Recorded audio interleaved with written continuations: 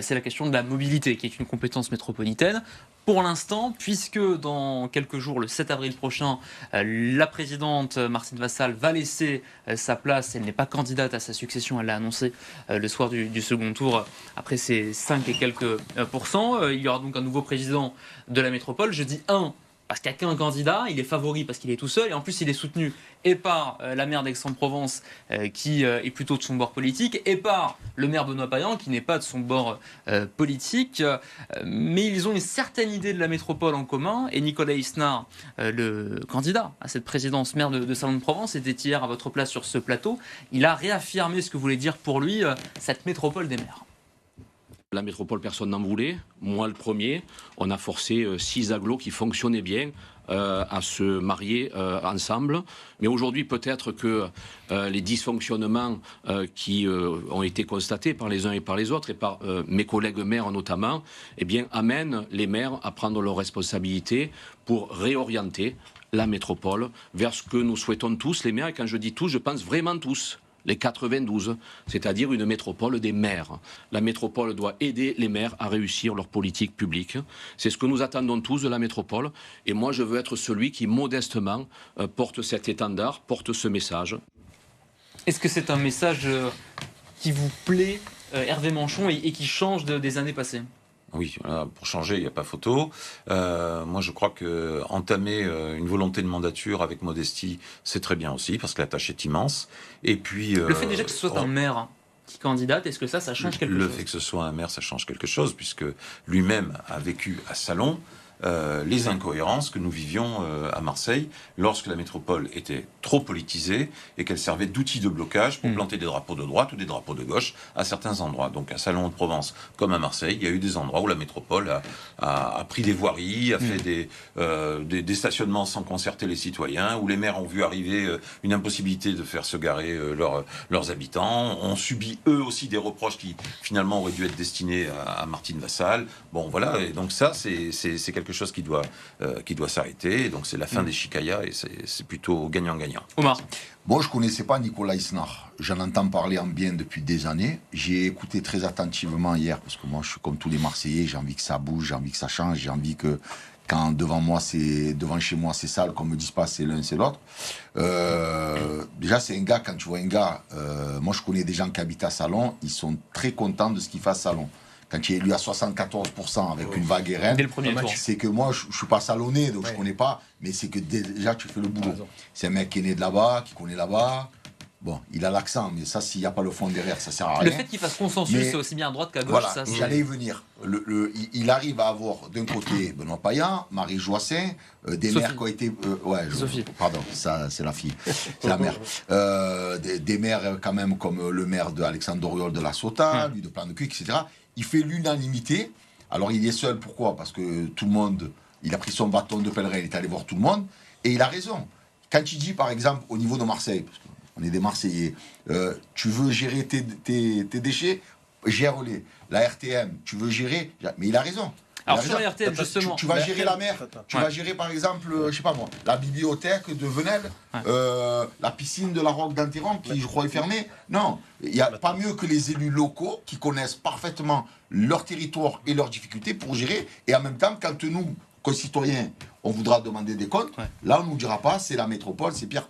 Là tu vas voir ton maire, et je trouve que c'est la proximité, c'est très important. Vous réagissez au 06 12 10 18 44 SMS WhatsApp. Nicolas Isnard sort des clivages droite-gauche et veut faciliter la vie des maires. C'est une bonne chose, les sujets vont avancer, c'est ce que dit Thierry dans le 9e. Parmi les compétences effectivement que pourraient récupérer certaines communes, il y a la compétence des déchets, et puis il y a aussi les transports, la RTM. Le printemps marseillais s'est positionné pour récupérer la gestion de cette régie des transports métropolitains. Mohamed. Ben moi, je suis d'accord avec toi, Omar, mais sauf justement sur les transports, parce que n'oubliez pas que maintenant, les transports, c'est devenu métropolitain. C'est-à-dire que tu vas prendre ton abonnement et tu vas pouvoir voyager sur tout l'espace de la métropole. Donc, tu peux prendre ton bus à Marseille, atterrir au Puy-Saint-Tréparade et après ensuite aller faire une balade à Aix et tout. Et donc, si c'est une ville, la ville de Marseille qui gère les transports, qu'est-ce que ça va devenir justement cette situation-là? Sur les déchets, je suis d'accord. Tu as raison, Mohamed. Voilà. Mais si tu as par exemple le maire d'Aiguille, tu as des problèmes sur la ligne 18. Parce que, par exemple, il y a des problèmes, comme à un moment, il y avait des problèmes sur la ligne 23. Qu'est-ce qui va comprendre le maire d'Aiguille, de la Roque d'Anteron, de Saï-sous-Cousin ou je sais pas où? Tu vois, c'est à un moment, il te faut des gens quand même du territoire qui connaissent les problématiques. Alors j'aimerais, avant la publicité, l'avis justement d'Hervé Manchon, en quoi récupérer notamment cette compétence-là, la gestion de la RTM, pour le printemps marseillais, ce serait un atout et ce serait un tournant par rapport à, encore une fois, à un bilan critiqué et peut-être critiquable dans la cité phocéenne. Marseille, c'est la ville-centre de la métropole. Le réseau de transport marseillais, il faut, moi je pense, une présidence marseillaise. Voilà. Au moins, on saura à qui s'adresser et on s'adressera à quelqu'un qui vit ces réseaux de transport et qui en a une connaissance fine et puis un retour de proximité. Il y avait 2 points de tension. Il y a aussi les interconnexions. Donc il restera des sujets qui seront métropolitains puisque la métropole, ça n'est pas une collectivité, c'est un outil pour mettre en connexion et en interconnexion l'ensemble des villes, des communes et des villages de la métropole. Est-ce que ce qui a cristallisé les relations entre la RTM et la ville, c'est ces 2 points suivants que je vous expose, le métro à 21h30, l'automatisation qui tarde à arriver, et l'extension du réseau de tram. C'est ça qui... C'est là aussi où vous voulez avancer plus vite en récupérant la compétence ? Ça n'est pas que ça. Ça n'est pas que ça. Certains parlent de gratuité ou pas. Il y a aussi la densité du réseau de transport. Pourquoi, lorsque je prends un bus, je prends les embouteillages comme une voiture ? Est-ce que ça m'encourage à prendre le bus ?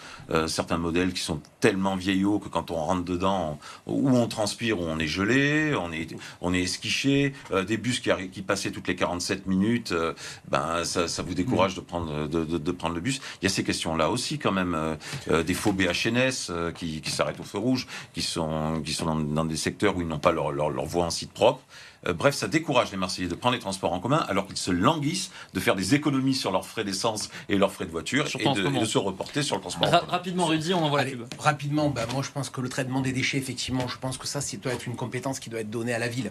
Parce qu'aujourd'hui, on ne peut pas subir les critiques des gens en étant le maire, parce qu'on dit tout souvent que le maire, c'est celui qui a apporté l'engueulade. On lui dit c'est ça-là, et en fait, c'est pas lui qui en est le responsable. Moi, je pense que quand on est pour les déchets, il faut que ce soit une compétence de la ville. Pour les transports, je suis un petit peu aussi différent. Je pense que c'est un réseau métropolitain, c'est le réseau des transports métropolitains et pas le réseau des transports marseillais. Donc je pense qu'aujourd'hui, il faut qu'on garde une compétence métropolitaine. La RTM, il faut le préciser parce que c'est un peu technique, la RTM est un opérateur de la métropole mobilité, donc vous avez Exambus, vous avez... En tout cas, je passe un petit message aujourd'hui. Si ça reste à la métropole et que c'est Nicolas Isnard, je passe un message à Nicolas Isnard. Il y avait une gratuité pour les policiers, les pompiers, les forces de sécurité au niveau de la RTM. J'espère qu'elle sera prolongée. Et je passe un message aussi au maire de Marseille que si la compétence vient à la mairie de Marseille, on espère que ça va aller dans ce sens et que ça continuera à aller dans le sens des forces de sécurité. La gratuité pour les moins de 26 ans aussi, ça reste d'actualité, c'était dans le programme. C'était une demande de la majorité de gauche sur la précédente mandature qui a été à moitié écoutée puisque on a donné la gratuité jusqu'à 11 ans. Si vous récupérez la compétence, ce sera le cas, en théorie. Reste à voir quand et comment. C'est quelque chose qui était dans les tuyaux, donc on ne se renie pas.